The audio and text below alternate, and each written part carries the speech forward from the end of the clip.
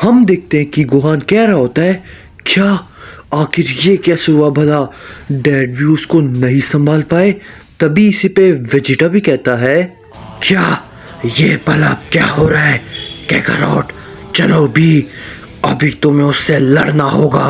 अगर हमारे रहते ये यहाँ से चला गया तो सभी की मौत के जिम्मेदार सिर्फ और सिर्फ हम ही होंगे। तभी हम देखते हैं कि गोकू फिर से वापस से खड़ा होता है और उससे कहता है, तुम्हारी ये नई ताकत काफी अच्छी है, मैं इसे देख के काफी खुश हुआ। इस पे रकूमा कहता है, खुश? तुम्हें तो मुझसे डरना चाहिए क्योंकि ये तुम सभी का आखिरी पल है। इस पे गोकू कहता है, नहीं, इतने जल्दी तो बिल्कुल भी नहीं, अभी तो बहुत कुछ बाकी है। इसके बाद हम देखते हैं कि तभी गोकू अपनी पावर को और भी ज़्यादा बढ़ाने लगता है। तभी इसी पे गोहान कहता है, लगता है अब डैड भी अपने सेलेस्टियल पावर का इस्तेमाल करने वाले हैं, लेकिन क्या डैड का सेलेस्टियल सील इसके सामने टिक पाएगा। और तभी हम देखते हैं कि गोकू अपने सेलेस्टियल फॉर्म में आ जाता है। तभी इसी पे रकूमा कहता है, क्या बात है, मैं काफी देर से इसी का इंतजार कर रहा था। ओमनी किंग, अब इस लड़ाई में बहुत ही ज्यादा मजा आएगा।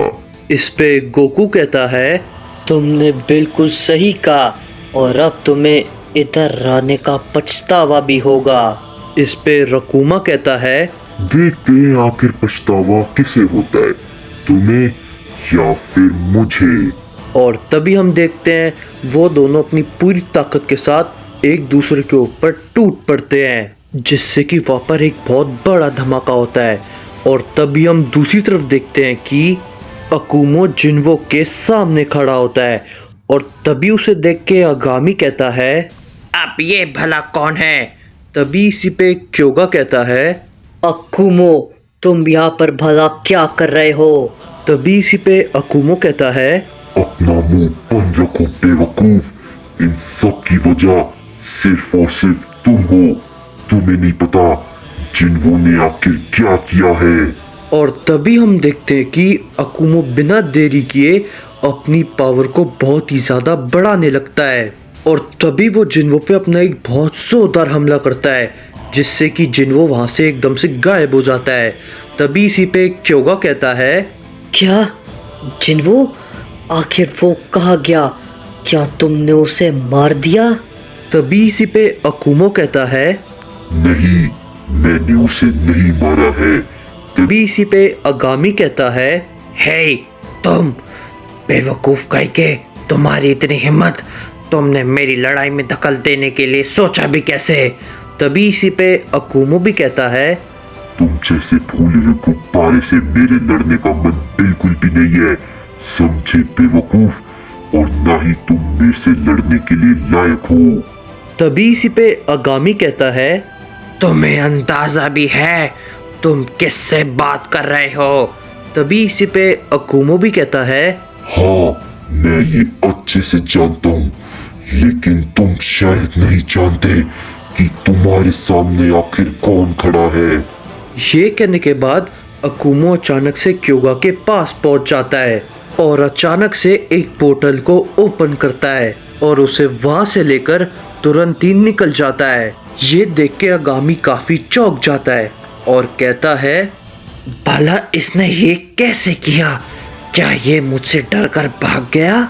उधर हम अकुमो को देखते हैं जो कि क्योगा को लेकर एक अनजान सी जगह पे होता है। और तभी क्योगा अकुमो से पूछता है, तुम मुझे कहाँ लाए हो और आखिर क्यों? तभी इसी पे अकुमो बोलता है, क्योंकि इन सभी के जिम्मेदार सिर्फ और सिर्फ तुम हो। तुम्हें पता भी है जिन्वो ने आखिर क्या किया है, इसकी कोई कल्पना भी नहीं कर सकता। इस पे क्योगा कहता है, आखिर ये सब तुम क्या बकवास कर रहे हो?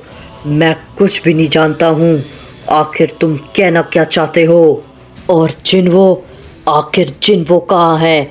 इस पे अकुमो कहता है, मुझे एक बात बताओ, क्या तुम अभी भी अपने बड़े भाई जिन्वो से नफरत करते हो?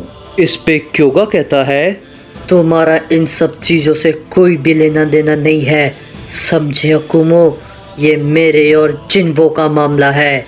तभी इसी पे अकुमो कहता है, मैंने जितना पूछा है बस उसका इतना जवाब दो, समझे बेवकूफ। इस पे क्योगा कहता है, हाँ, और मैं उसे एक दिन जरूर मारूंगा। इस पे अकुमो कहता है, बेवकूफ कहीं के, तुम कभी भी अपने बड़े भाई को नहीं समझ पाए।